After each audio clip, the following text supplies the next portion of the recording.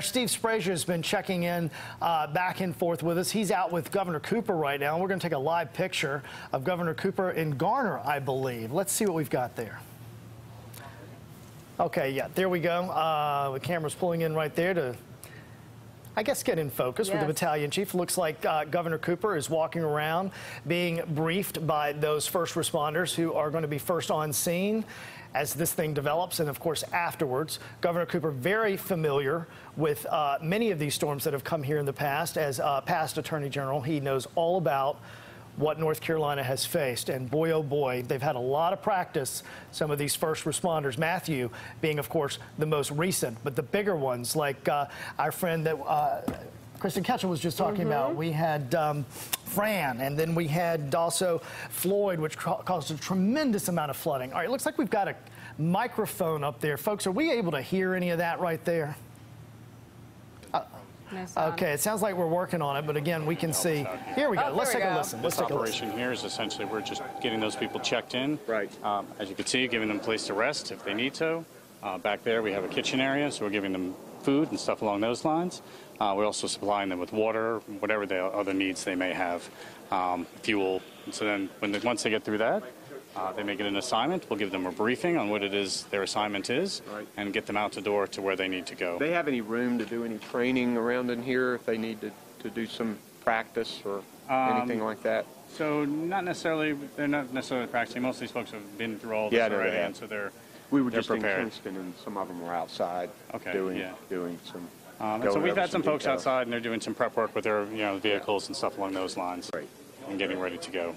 A lot of these are experienced veterans. I know that. Yeah, that's exactly I was speaking to a search and rescue team from New Jersey yesterday. They had done 9/11. In fact, they had one of the search and rescue dogs who had taken. That was an old dog. But, I bet it was. Yeah.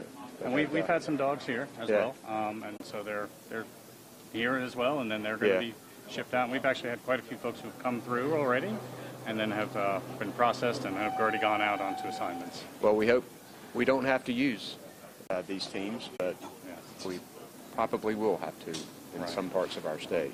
Exactly. And as we're watching the storm kind of track in, we're looking to see where those Great. So, good. Would you like to get a little tour of the place? Sure. Yeah. Okay. Let's do it. All right.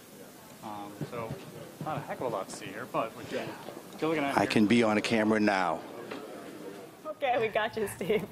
Steve Frazier, always ready for us. He's following Governor Cooper around right now. Steve, are you able to hear us at this point? Doesn't sound like it, so let's just listen in on the governor a little more. Yes.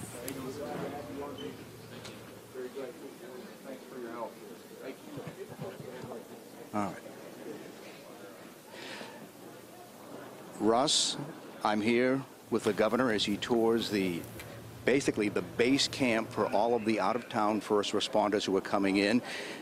As you can probably tell from our earlier reports, a lot of this is being coordinated by the North Carolina Department of Forestry because they are very experienced in logistics, having to deal with those kind of situations, dealing with forest fires. What the governor's doing right now is he is talking to the different team leaders, finding out what they have in their operations center, finding out about the logistics. He said earlier that he was in Kinston. He has also talked to some swiftwater rescue teams from out of state, from New Jersey, talking to them a little bit earlier, trying to find out the kind of situations that they would have to deal with. Obviously, this is a big warehouse type structure. It used to be an old Kmart, and so they've got plenty of room in this facility to try and do what they need to do in the way of logistics. They also have cots set up here. You can't see those right now because the governor is talking to some of the first responders and some of those who are involved in trying to get the logistics to figure out where the teams need to be deployed. As we learn, talking to some of the others, that they may be deployed, for example, to a facility in Wilmington to do some rescues, and then they may say, oh, we need them over in Kinston instead, or we need them in Fayetteville. So those teams instead will be sent to another location. All that's coordinated right here, and they get their orders from the Emergency Operations Center, where you see the governor and many others hold their briefings twice a day during the hurricane.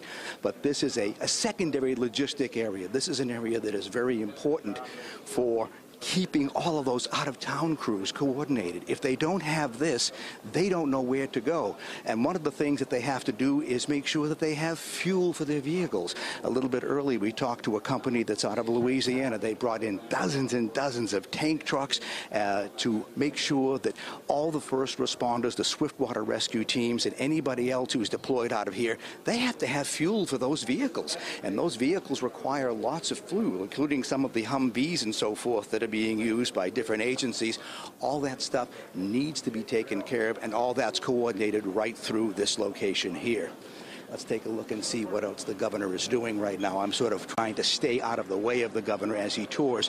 What you're probably going to be seeing in the next couple of moments, this is what you're looking at here is this air. There's an air unit right here, and this air unit is actually bringing in fresh and cold air into this massive facility to make sure that those who are working here are in comfort.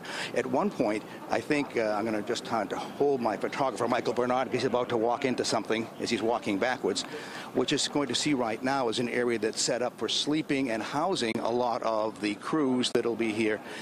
This area here is pretty empty right now, but I am told that what's going to be happening in this facility here is that as the crews deploy back here and try and get a little bit of refreshment and try and kind of recover from what they've been doing, they'll be here, they'll be able to shower here, they'll be able to sleep here, they'll be able to get some food here.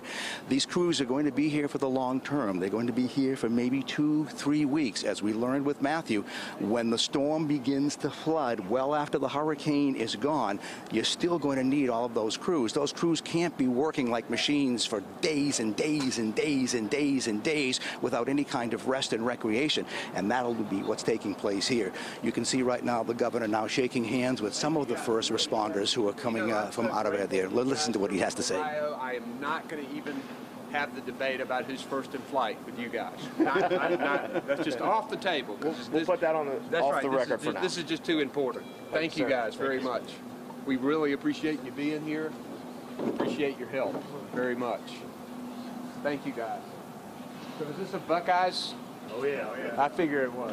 All right. You're good. We appreciate it. Thank you guys. They're going to bring the governor back to another area back here where they have some other stuff they're going to tell him about. And I'm not quite sure exactly what will be taking place here. But I'm going to be following the governor and sort of trying to figure it out as I talk to you and let you know what's happening, side of narrating it. It looks like this is going to be a photographic session for just a moment. The governor and some of the first responders taking some photos.